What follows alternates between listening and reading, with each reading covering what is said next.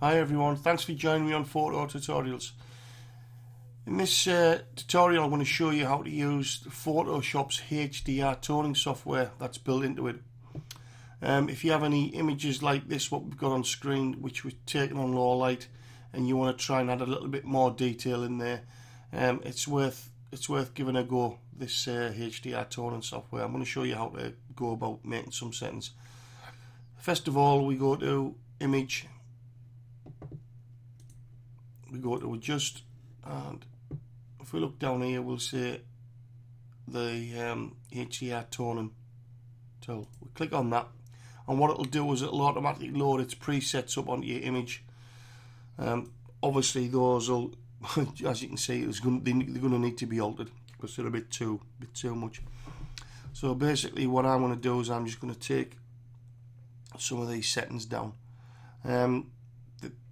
The settings you'll find, if you are trying to replicate the settings that I'm doing on this image, it may not be sort of representative of the settings that are needed on your particular images, because obviously every image is different depending on the light and detail that's available in that image. So, you know, have a muck about with these details before you sort of save your image. It's just a guideline basically. So basically it's just adjusting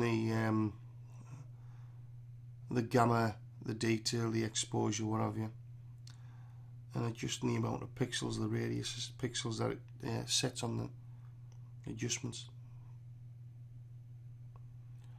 So if you just bear with us a moment while I just muck about with these.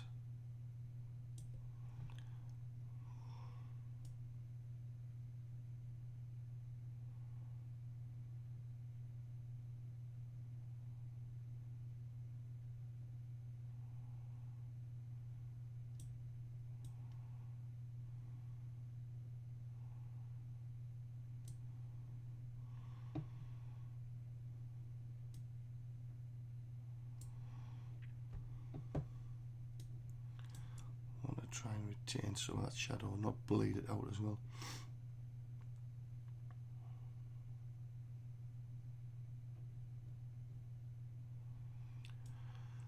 Often what you'll find is with HDR software as well is you'll need to tone the colours down, because it tends to push the colours out a little bit. That's why we're not really going to give it that much adjustment. You really don't need to. I know when HDR software first came out, when they introduced the Photomatic software, you know, there was a lot of really over the top colours on the HDR. Now when you've made those adjustments, Photoshop's going to convert those adjustments from over to HDR. So we just wait for that to take place. Shouldn't take long, hopefully. There we go. So basically that's the tone curve, what it's put on your image there. Now you're probably looking at that and thinking, well, it hasn't made much of a difference, but I've put open two images. One's a copy of each other. Well, basically one's a TIFF and one's a JPEG, but they're the same image, and that's the before image. That is the adjusted HDR image. Some of you may prefer that to the HDR, and if so, that's your choice. But basically, that's the difference, the before and after. There is another way of doing it in the HDR tool, and I'll show you how to do it. It's using the. We'll go back to HDR Toning. It's using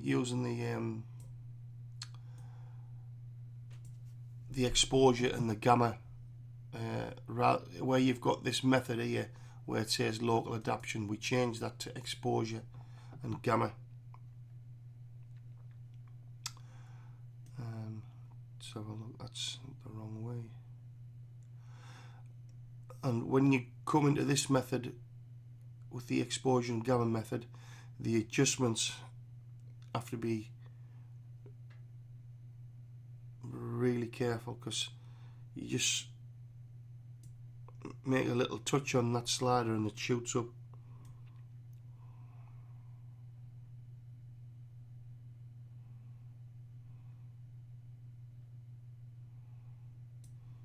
I'm going to leave that at that, and what we'll do is we'll wait for that to make an adjustment. There we go.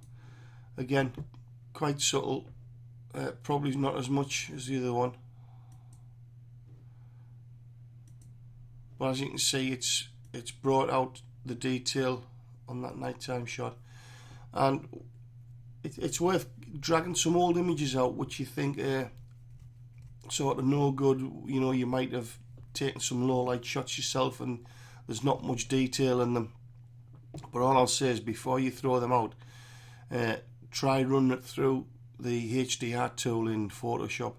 This version of Photoshop that I'm using is CS6, so drag them old images out, don't throw them away, and you know, as you say, give it a go and have a little bit play about with it. Once you've saved that HDR toning, you can then go and play about with the levels, the exposure and all that, and the colour to enhance it a bit further to suit your needs. So give it a go, and I hope this tutorial's been useful for you, and thanks for watching anyway. I'll see you later. Bye bye.